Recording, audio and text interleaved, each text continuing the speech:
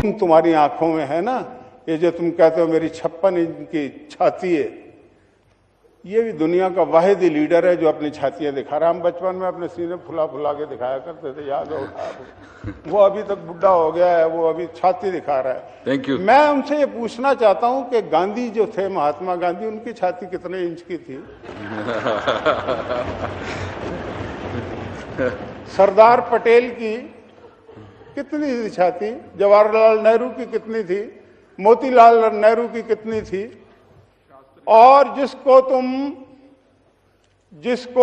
तुम रोक नहीं सके पाकिस्तान बनाने से, उसकी छाती कितनी थी? Thank you, thank you. छाती होना कोई चीज नहीं है, असल बात यह है कि आपकी टांगें